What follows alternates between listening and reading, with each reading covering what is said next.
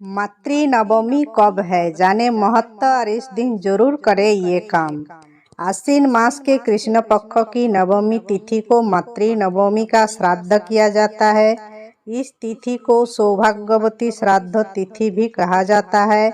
इस दिन दिगंबत सुहागिन महिलाओं का श्राद्ध करने का विधान है। ऐसा करने से परिवार के सदस्यों की शांति और समृद्धि में वृद्धि होती है। आइए जानते हैं इस तिथि का महत्व, शुभ तिथि और इस दिन कौन सा काम करना चाहिए। 7 अक्टूबर दिन शनिवार को मातृ नवमी का श्राद्ध व तर्पण किया जाएगा। पितृपक्ष में मातृ नवमी तिथि का विशेष महत्व है।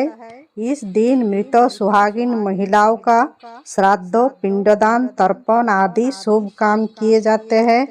यह तिथि हर वर्ष आश्विन मास के कृष्ण पक्ष की नवमी तिथि की किया जाता है। इस तिथि को नवमी श्राद्ध या अविधवा श्राद्ध के नाम से भी जाना जाता है।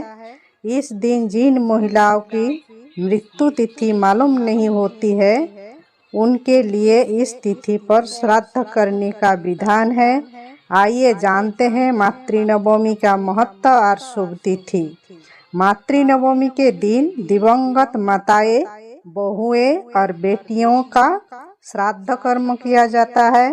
जिनकी मृत्यु सुहागिन हुई हो, यानी जिनके पति जीवित थे, इस दिन इन महिलाओं का श्राद्ध करने से घर में सुख, शांति और समृद्धि बढ़ती है और दिवंगत महिलाओं का आशीर्वाद भी प्राप्त होती है। मान्यता है कि इस दिन दिवंगत महिलाओं का श्राद्ध करने से मातृशक्ति प्रसन्न होती है और सभी मनोकामनाएं पूरी होती है। इस दिन पंचबली के लिए भोजन अवश्य ही निकालना चाहिए। मातृ नवमी तिथि का प्रारंभ 7 अक्टूबर सुबह 8:09 शुरू। नवमी तिथि का समापन 8 अक्टूबर सुबह 10:13 तक। पितृपक्षों में श्राद्ध कर्म दोपहर के समय किए जाते हैं, इसीलिए 7 अक्टूबर 2023 दिन शनिवार को मातृ नवमी मनाई जाएगी। मातृ नवमी के दिन शिव नामक शुभ योग बन रहा है और बुध हस्त नक्षत्र में प्रवेश करेंगे। मातृ नवमी तिथि के दिन सुबह स्नान के बाद साफ वस्त्र पहनकर घर के बाहर रंगोली बनानी चाहिए। पितरों का श्राद्ध कर्म 12 बजे के आसपास किया जाता है। दोपहर के समय कंडा को जलाकर सभी परिवार वाले दिवंगत महिलाओं को याद करते हुए घी, खीर, पूड़ी, गुड़ आदि चीजें अर्पित करें। धूप दीप करने के बाद हथेली में जल लेकर अंगूठे के ओर से पितरों के जल अर्पित करना चाहिए। फिर मृत परिजन को याद करते हुए अपनी भूल के लिए क्षमा मांगे। इसके बाद पंचबली के लिए भोजन निकाले और घर आई महिला का आदर सत्कार के साथ भोजन कराए। भोजन कराने के बाद दान दक्षिणा देकर आशीर्वाद ले।